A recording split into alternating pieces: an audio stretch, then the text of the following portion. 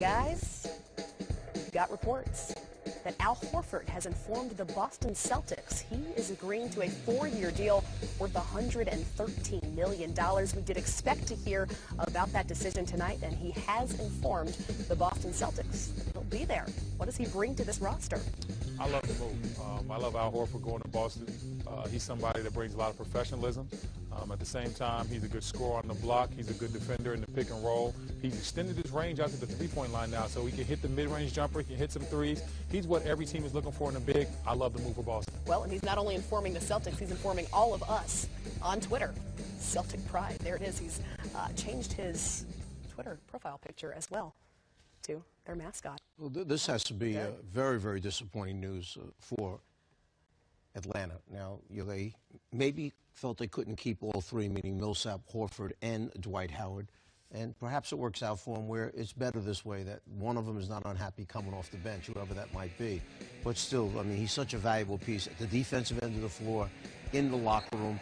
His game of being able to step out to 20 feet on a regular basis and hit that jump shot. Occasionally, they send him down in the low post area. But to me, he's part of the foundation of this Atlanta Hawks franchise. Well, and we had also heard reports that potentially the Celtics and the Wizards were losing hope that they were going to be able to get Al, that he could potentially be back in Atlanta as they had added a 5th year to their offer.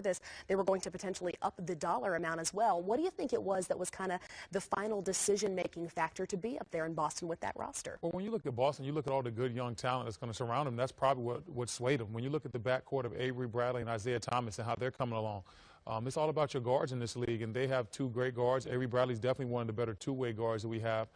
Then you also have a plethora of big men to go along with them. They can bounce Al around at the 4 and 5. They can play him in a lot of different areas. Great coaching staff with Brad Stevens. So there's probably a lot of different things that he really, really loved about that organization. I can see why he chose Boston over Atlanta.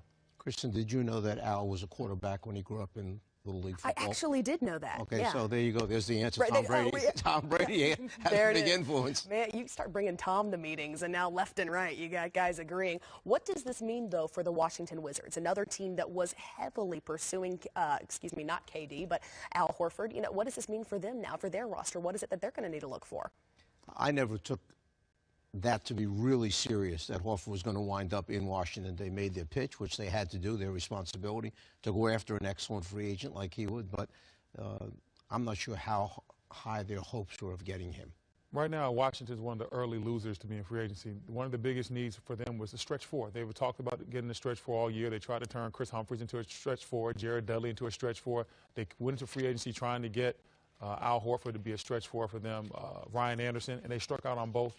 Right now, their team looks the same, and that's a team that didn't make the playoffs last year. So I think they're one of the big losers in free agency. And didn't get a meeting with Kevin Durant, a former MVP who is from that area as well. I don't think he ever really wanted to go home. Some guys love to go home. Some guys don't want to go. There's a lot of pressure.